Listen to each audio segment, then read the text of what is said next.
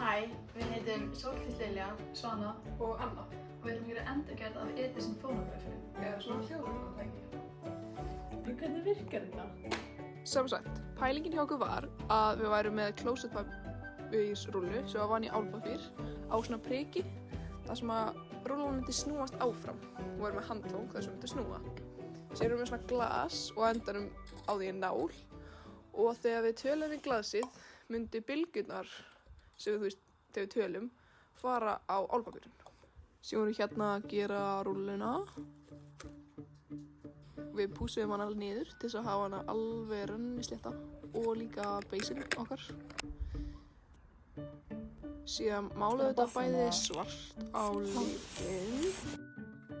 Svana hannaði síðan svona prik með svona skrúgangi í 3D-prentarinn sínum, en það gekk ekki alveg. En við þurfum samt bara að halda áfram. Þannig að hérna erum við að gera handfangið held ég. Síðan boruðum við gul í beisinn fyrir prikið til þess að fara í gegn. Og svo vorum við bara að saga og pússa, græja alls konar.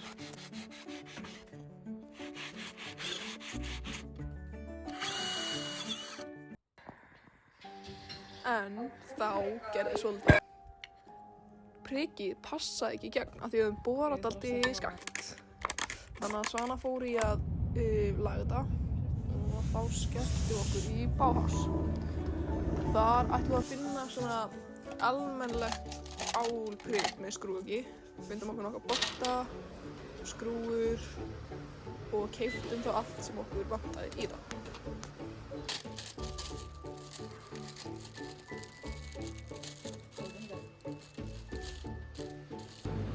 Svona ætlum við síðan að festa klósettpappírsrúlluna, settum einn bolta undir, síðan rúlluna og síðan skrúaðum við bara fast með boltum líka.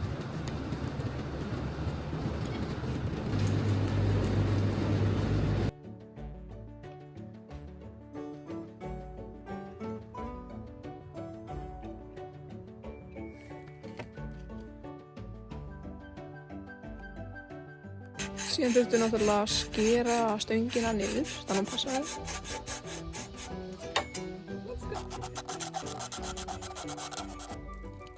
Hérna settum við síðan handfangi á sem passaði bara fullkomlega.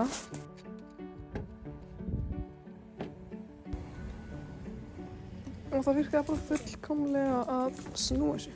Það snýrist bara rosa fallega.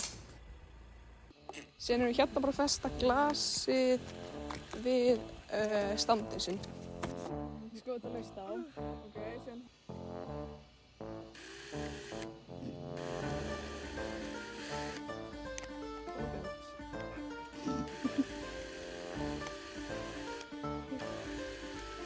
Síðan til þess að þetta virki, þá þurfum við að vefja rúllunni í álpappír og jú.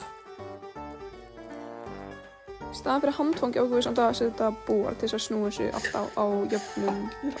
Síðan pröfum við nokkrar sinnum að öskra halló í glasið, en það var ekki beint að virka. Aðallega því að álpappírinn var ekki alveg nógu sléttur, þannig að ákveðum að breyta þau út fyrir dós. En þá er náttúrulega bara aðeins spurningin. Hvernig tengist verkefni okkar eiginlega náttúrufræði og stærðfræði? Já, sko, verkefni okkar tengist náttúrufræði á þann hátt að við notum náttúrulega hljóðbylgjurnar sem koma frá rafhlöðunum okkar í að gera svona för í álpappírinn.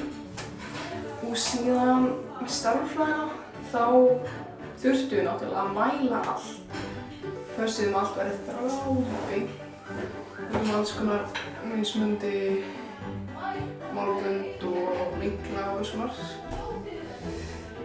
Og já, á endanum samt, eftir að hafa pröfað þetta alveg margoft, þá gekk þetta ekki. Við náðum ekki að fá hljóðið til þess að breytast í svona för í álpappírnum. En þú veist, það er allt í góðu af því að við lærðum náttúrulega bara heilmikið frá þessu. Við byggðum náttúrulega grunninn alveg sjálfar, gerðum bara allt. Sem okkur finnst þetta bara vel gert hjá okkur náttúrulega að hafa náð þessu. En síðan bara í framtíðinni ef við prófum þetta eitthvað aftur, lærðum náttúrulega mikið frá þessu og þá vitum við hvað við gera aftur og hverju við getum breytt.